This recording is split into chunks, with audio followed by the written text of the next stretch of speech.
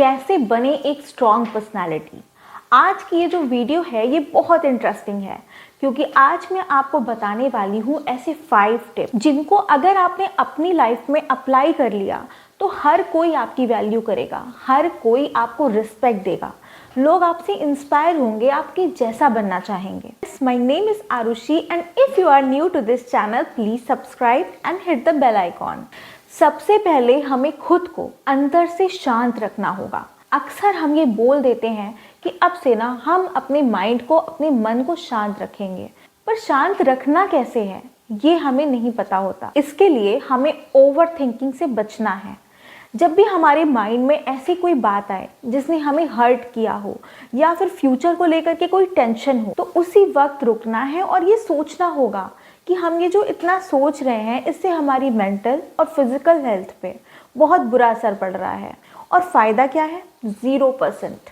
और ग्रेटफुल होना है उन पॉजिटिव चीज़ों के लिए जो आपकी लाइफ में हैं। और फिर जब आप इन चीज़ों को धीरे धीरे प्रैक्टिस करते हो तो आप अपने माइंड को कंट्रोल करने में एक्सपर्ट हो जाते हो। और खुद को शांत रखने के लिए हमें एक और इम्पॉर्टेंट काम करना है जो है मेडिटेशन। अक्सर हम इस मेडिटेशन को बहुत हल्के में ले लेते हैं कि यार बैठना ही तो होता है, बहुत बोरिंग लगता है। पर जब आप इसको करने लगते हो ना तो इसके जो मैजिकल बेनिफिट्स हैं ये आपको फील होते हैं।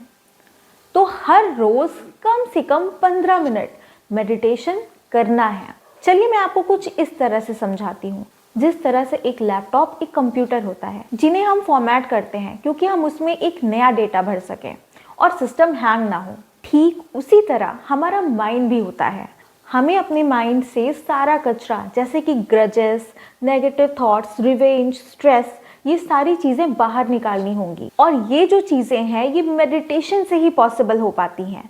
जब आप अपने माइंड में कुछ नए डेटाज भरते हो, मीन्स आप अपनी माइंड में वो चीज़ें भर पाते हो जिनकी आपको ज़रूरत है। तो मेडिटेशन का जो मोटिव है वो ये होना चाहिए कि हम खुद को पहचानें। देखिए, मैं सेकेंड टिप्स को समझाने से पहले एक बात क्लियर कर देना चाहती हूँ। कई बार ना लोग स्ट्रॉन्ग पर्सनैलिटी का एक गलत मीनिंग निकालते हैं। उनके अकॉर्डिंग एक स्ट्रॉन्ग पर्सनैलिटी वो होती है जो दिखने में खतरनाक हो, दूसरों के साथ मिसबिहेव करे, दूसरों को डोमिनेट करे, चीखे चिल्लाए। पर एक्चुअल में ऐसे लोग एक स्ट्रॉन्ग पर्सनैलिटी नहीं कहलाते बल्कि मेंटली वीक होते हैं। आपने ऐसे लोगों को देखा होगा जो अपनी प्रॉब्लम्स को बहुत ही पेशेंस के साथ और पॉजिटिवली डील करते हैं। और ऐसे लोगों के साथ अगर कोई बुरा बिहेव करता है या फिर गुस्सा दिलाता है तो ये लोग तुरंत से रिएक्ट नहीं करते हैं। ये सबसे पहले समझते हैं रूट कॉज को कि आखिर सामने वाला ऐसा कर क्यों रहा है। तो इनका ये जो पेशेंस है, ये मैच्योरिटी है, ये इनकी ताकत होती है। इसलिए अगर कोई आपसे बदतमीजी करे, आपको प्रोवोक करे, तो इसे एक टेस्ट की तरह समझना है। हमें क्या करना है? खुद को एक कदम पीछे खींचना है और ये सोचना है कि जो खुद की डिग्निटी है उसको मेंटेन करके किस तरह से जवाब दिया जा सकता है। तीसरी चीज़ है सेल्फ कॉन्फिडेंस। एक स्ट्रॉन्ग पर्सनालिटी के लिए सेल्फ कॉन्फिडेंस बहुत ज़रूरी है। और ये आता कैसे है? जब आप अपने डर, अपनी इनसिक्योरिटीज़ और अपने डाउट्स का सामना पूरे हिम्मत और विश्वास के साथ करते हो। जब आप इस तरह से सोचते हो कि अच्छा ये प्रॉब्लम है, कोई नहीं, लाइफ में अप्स एंड डाउन्स तो आते ही रहते हैं, सब कुछ ठीक हो जाएगा, मैं निकाल लूँगी खुद को इस प्रॉब्लम से।